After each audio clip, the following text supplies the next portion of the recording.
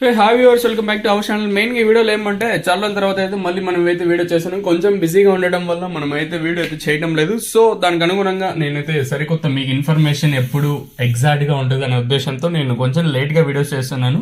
So అలాగే రేపు కూడా ఒక వీడియో అయితే రిలీజ్ చేస్తాను. దాంతో పాటు ప్రజెంట్ ఉన్న ఇన్ఫర్మేషన్ ప్రకారం ఒక పథకం గురించి అయితే మీకైతే ఈ వీడియోలో తెలియజేస్తాను. మెయిన్గా ఏమంటే ముందు మనకి అంటే జగన్ గారి గవర్నమెంట్లో మనకి అమ్మఒడి ఇస్తున్నారు కదండి, 15,000 సరే 14,000 13,000 అనుకుంటా, 13,000 ఇస్తున్నారు కదండి. దానికి కాస్త ఇప్పుడు 15,000 అని మన సిబిఎన్ నారా చంద్రబాబు నాయుడు గారు అయితే చెప్పారు. సో అది ఏ పథకం అనేది ఎప్పుడు రిలీజ్ చేస్తారు, ఏమి ఎట్లా, దీని ప్రొసీజర్ ఏమి, ఏది ఫాలో అవ్వాలా, మెయిన్గా ఎట్లా తెలుసుకుందాం. మెయిన్గా ఏమంటే దీని గురించి ఒక న్యూస్ ఆర్టికల్ అయితే బయటకు వచ్చిందండి. సో మెయిన్గా జగన్ గారి గవర్నమెంట్లో మనకు అమ్మఒడి అనేది చెప్పిండ్రి. సో ఇప్పుడు వచ్చేసి దానికి పేరు వచ్చేసి అమ్మకు వందనం అనే పేరుతో దాన్ని అయితే తీసుకొచ్చారండి. మెయిన్గా ఇక్కడ చూసుకున్నట్లయితే అమ్మకు వందనం, స్టూడెంట్ కిట్ పథకాలను ఆధార్ తప్పనిసరి లేని పక్షంలో ఆధార్ కోసం నమోదు చేసుకొని ఉండాలి. విద్యాశాఖ ఉత్తర్వులు జారీ చేసింది. ఆధార్ వచ్చే వరకు పాన్ కార్డ్, పాస్పోర్ట్, అలాగే ration card, voter ID, driving licence వంటి ఐడి కార్డుల్లో ఏదో ఒకటి సమర్పించాలంది. అమ్మకు వందనం కింద విద్యార్థుల సంరక్షణలకు 15,000, స్టూడెంట్ కిట్లో బ్యాగ్, దుస్తులు తదితర అందిస్తోంది. సో ఇక్కడ చూసుకుంటే మెయిన్గా మీకు కానీ ఆధార్ కార్డ్ కానీ మీ పిల్లలు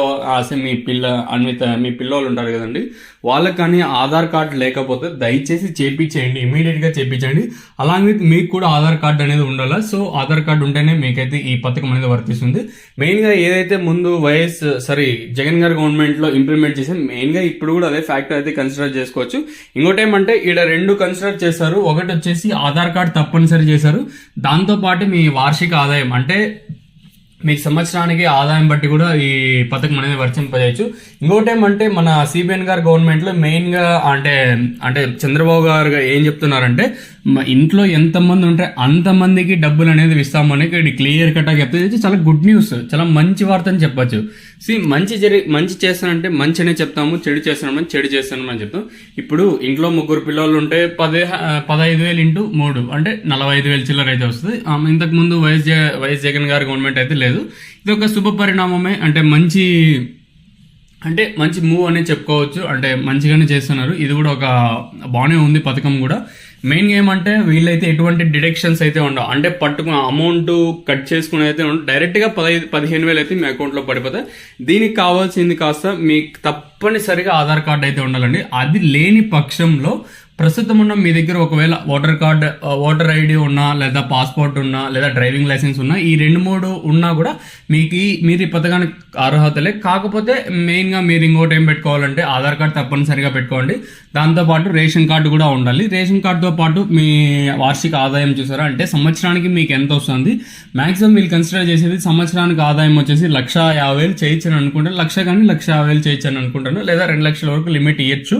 సో మెయిన్గా ఏమంటే మీ ఇంట్లో ఎంతమంది ఉన్నా అంతమందికి అమౌంట్ అనేది ఇస్తారు. అలాగే దాంతోపాటు మీకు ప్రజెంట్ ఏదైతే స్టూడెంట్స్ కిట్ ఇస్తున్నారో అది కూడా ఇస్తారు. సో మెయిన్గా మీకు చాలా బెనిఫిట్స్ ఉంటాయని నేను అనుకుంటున్నాను. మీకు తప్పనిసరి ఏం చేశారంటే ఒక ఆధార్ కార్డు ఏదైతే ప్రీవియస్ జగన్ గారి గవర్నమెంట్లో చేశారో దానికి అనుగుణంగానే దాంతోపాటు ఈసారి కొంచెం మార్చారు మన అన్నగారు చంద్రబాబు నాయుడు గారు అయితే. సో హ్యాట్స్ ఆఫ్ చెప్పాలి అన్నగారికి.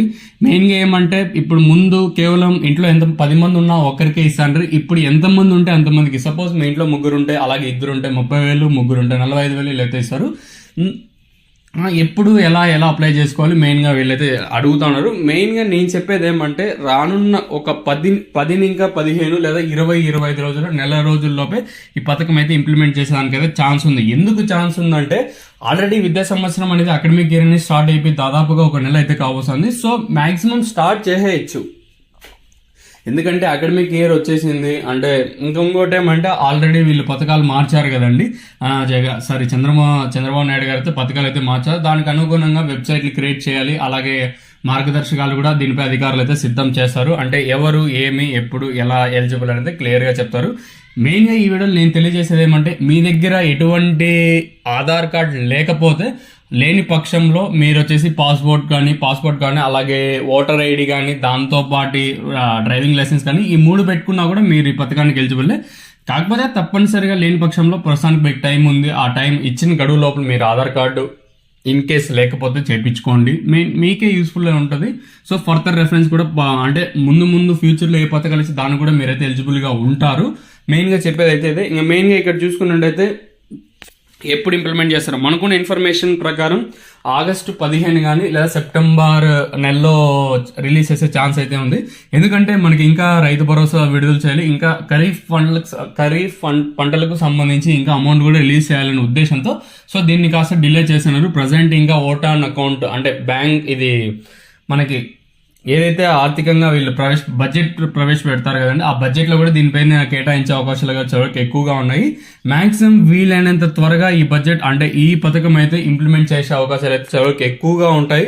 ఎందుకంటే ఆల్రెడీ మనం అకాడమిక్ ఇయర్ వచ్చేసాము. మీరు చేయాల్సిందో మీ దగ్గర ఆధార్ కార్డ్, రేషన్ కార్డ్ కొన్ని అప్డేట్ చేయించుకోకపోతే చేసి పెట్టుకోండి. టెన్షన్ పడద్దండి, అందరికీ వస్తుంది, టెన్షన్ పడాల్సిన అవసరమే లేదు. అంటే ఆధార్ కార్డు ఉంటేనే అట్లేం లేదు, మీకు హెచ్చరీస్ అన్నారు విద్యాశాఖ వాళ్ళు, లేకపోతే చేయించుకోండి, టెన్షన్ పడాల్సిన అవసరం లేదు, టెన్షన్ పెట్టాల్సిన అవసరం వీళ్ళకి కూడా లేదు.